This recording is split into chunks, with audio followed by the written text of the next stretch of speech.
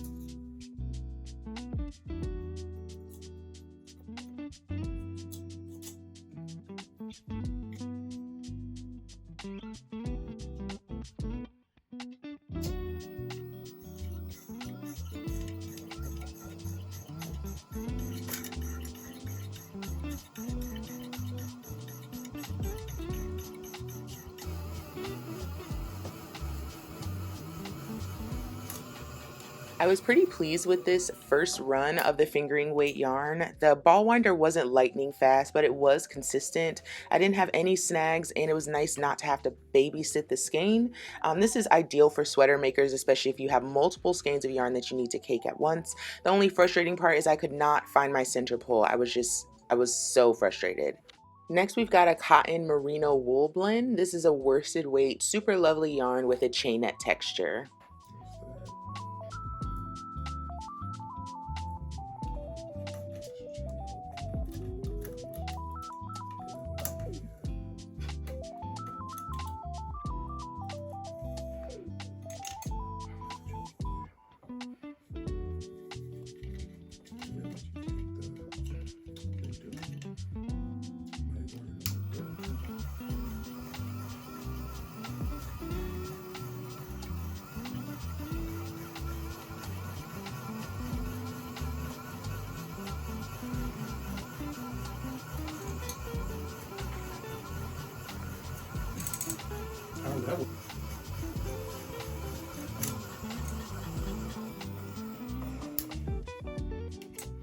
Once again, I did lose my center pull, which is a bummer, but this one did leave a hollow center, so it was easy to find. Also, I got a better honeycomb pattern out of this cake, which was a bonus, and I ended up with a flexible but firm cake, so I was happy with that.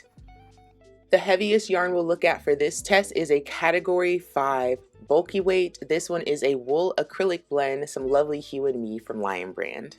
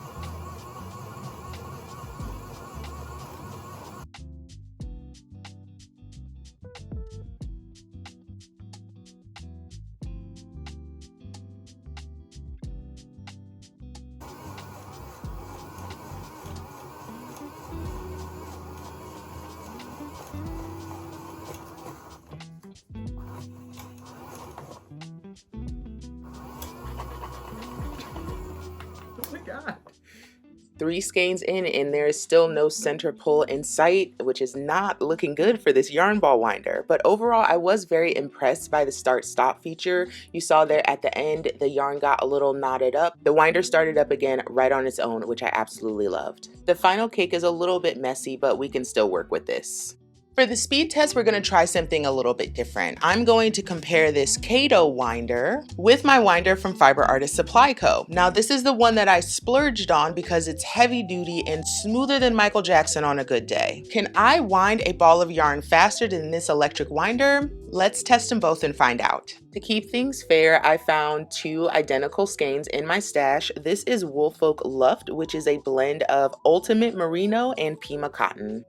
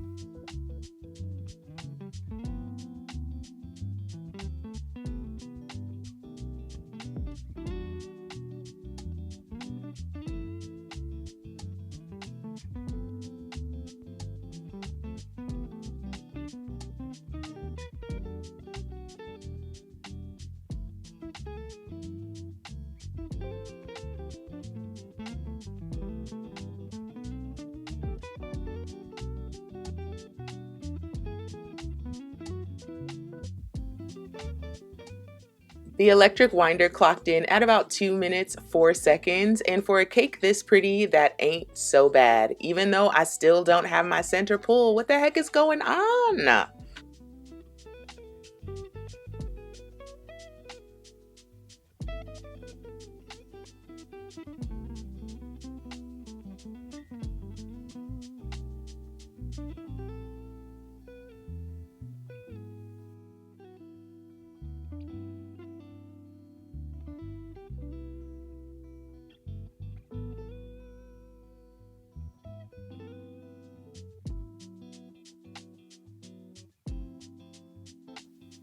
No shade to our electric winder, but you just can't beat good old elbow grease. And would you look at that center pull? Groundbreaking. Even with my mad skills, I didn't expect to be twice as fast as the electric winder. Like, wow, okay. Aesthetically, these cakes are very different, but when you're about to toss them in your project bag, who really cares what the cakes look like? Am I right? So far, we've seen a lightweight merino blend, a couple medium weight wool and cotton blends, a chunky acrylic blend, but I know what you're here for, the big kahuna. It's Bernat blanket yarn. This is a popular chenille yarn, and we're about to find out if this winder is up for the challenge.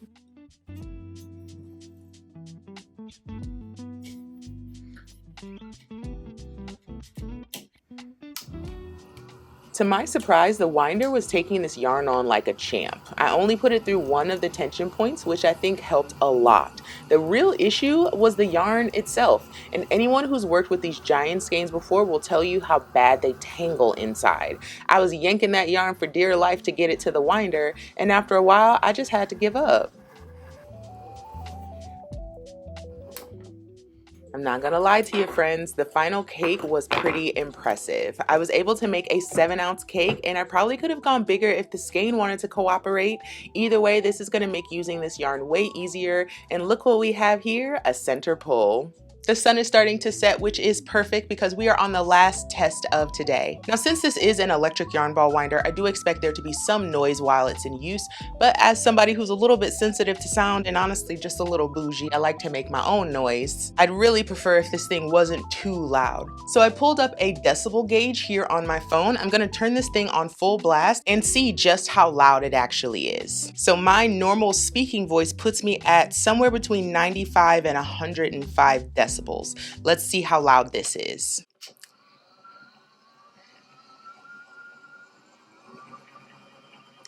So at full volume, I'm getting somewhere between 70 and 75 decibels, and I'm gonna stop talking and see what it says that's similar to in volume. Okay, so it's saying 70 to 72 decibels is the volume of city traffic. And as somebody who lives in a city, I don't mind that sound, but I prefer not to have it in my office. Sure, it might not be as quiet as I like, but is it loud enough to keep me from using it? I'm gonna have to think on that for a second. After putting the new version of this electric yarn ball winder through its paces, I can confidently say that I am pretty impressed with the new upgrade. It's a little bit heavier, a little bit sturdier, and dare I say, a little bit faster. Is it as fast as I am? Of course not. And could it be quieter? Sure. But what you might give up in speed, you make up for in convenience. If you're somebody who likes to work with fingering weight yarn for socks and sweaters, or even if you like chunkier yarns, this ball winder can handle it. Even with those improvements, I'm not gonna change my hook rating for this. I gave it an 8 out of 10 last time, and I'm gonna give this one 8 out of 10 as well. It's certainly not perfect, especially considering that it's so hard to find the center pulls now, but I do believe that the good really does outweigh the bad with this product. And with my discount code TLSaves that you can use at checkout, you're gonna find this just north of 50 bucks, which is pretty darn reasonable. I'm excited to incorporate this newer version of the electric winder into my process, and maybe I can start winding cakes twice as fast with 2 winders. But ultimately, I'm most curious what you think about this. Would you try an electric yarn ball winder? Would it ever replace the winder that you have, or do you think this is just a waste of money? However you feel, let me know down in the comments. I can't wait to discuss this with you. Alrighty, my friends, that's it for me today. Thanks so much for watching, and I'll see y'all next time. Bye.